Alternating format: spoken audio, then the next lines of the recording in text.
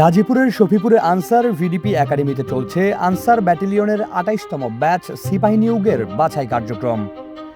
২০ August বৃহস্পতিবার নিয়োগের ১০ম দিনে নওগাঁ ও চাঁপাইনবাবগঞ্জ জেলার প্রার্থীদের পরীক্ষা সম্পূর্ণ স্বচ্ছ ও নিরপেক্ষ প্রক্রিয়ায় সম্পন্ন হচ্ছে।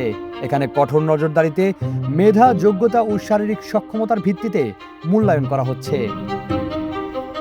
নিয়োগের প্রক্রিয়ার শুরুতেই একাডেমির প্রধান ফটকে প্রার্থীর চেহারার সাথে প্রবেশপত্রের ছবিসহ বিস্তারিত যাচাই করা হচ্ছে। এরপর উচ্চতা, প্রাক প্রাথমিক স্বাস্থ্য পরীক্ষা এবং নির্দিষ্ট সময়ে ৮০০ মিটার দৌড়, পুশ আপ ও ট্রায়াড, ড্রাগিং এবং লং জাম্প ও হাই জাম্পের মতো কঠিন ৫টি ধাপে শারীরিক সক্ষমতা যাচাইয়ের পর প্রাথমিক স্বাস্থ্য পরীক্ষা শেষে যোগ্যরাই কেবল লিখিত পরীক্ষায় অংশ নিয়েছেন।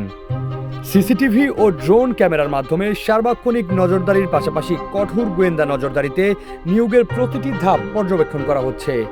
প্রতিটি ধাপ শেষ করে নিজেদের অর্জিত নম্বর প্রার্থীদের হাতে হাতে থাকা নম্বরপত্রে দেখতে পাচ্ছেন তারা।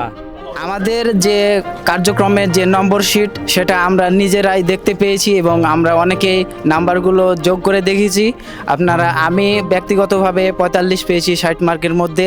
আমার পাশে ভাই আছে একজন, ভাইয়ের নাম্বার কত ছিল? জি, আমি ৬০-এর মধ্যে পেয়েছি ৫৩। ভাই আমি ফিজিক্যালি পরীক্ষায় আমি ৫৯ পেয়েছি ৬০-এর মধ্যে। আমি দৌড়েতে পেয়েছি ২০ মার্ক, পুশ আপে পেয়েছি ৯ মার্ক, হাই জাম্পে পেয়েছি ১০ মার্ক, লং জাম্পে পেয়েছি ১০ মার্ক। জি ভাই, আমি ৬০-এর ভিতরে ৫৯ পাইছি। তার মধ্যে দৌড়ে পাইছি ২০ মার্ক, পুশ আপে পাইছি ৯ মার্ক, হাই জাম্পে পাইছি ১০ মার্ক, লং জাম্পে পাইছি ১০ মার্ক। এই বৈষম্যমুক্ত স্বচ্ছ ও নিরপেক্ষ পরীক্ষা পদ্ধতিতে অংশ নিতে পেরে উচ্ছ্বাসিত প্রার্থীরা। তদবির ও দালালের প্রভাব মুক্ত এমন স্বচ্ছ নিয়োগ প্রক্রিয়াকে তারা সাধুবাদ জানিয়েছেন। আসসালামু আলাইকুম, আমি মোহাম্মদ আবদুল্লাহ, চাঁপাইনবাবগঞ্জের ভোলার থেকে আমি মাঠ করতে এসেছি। এখানের পরিবেশটা আসলে অন্যান্য মাঠের তুলনায় অনেকটা ভালো। আর এখানে যারা বলে যে দালালের মাধ্যমে আসতে হবে বা দালাল ছাড়া চাকরি হবে না, এই কথাটুকুকে আমি নিজ থেকে বলি এটি পুরোটাই ভুল। কারণ আনসারে কোনো প্রকার দালাল দিয়ে কাজ হয় না। এখানে কোনো সুপারিশ চলে না, নিজের যোগ্যতায় এবং নিজের দক্ষতা এবং মেধা দিয়ে এখানে আসতে হয়। মেধা ও শারীরিক সক্ষমতার জুড়ে লিখিত পরীক্ষায় অংশ নেওয়া প্রার্থীরা আশাবাদী, তবে বাদ পড়লেও তাদের কোনো ক্ষোভ বা আক্ষেপ থাকবে না। তবে নিজের মেধা ও যোগ্যতার উপর আস্থা রেখে ভাইবা পরীক্ষায় অংশ নিয়ে মেধা তালিকায় স্থান করে নিয়ে তারা ভীষণ আশাবাদী। সবাই আমরা ভাইবাতে যাব, ইনশাল্লাহ। দেখা যায় আপনারা আমাদের জন্য দোয়া করবেন যেন আমরা ভালো কিছু করতে পারি।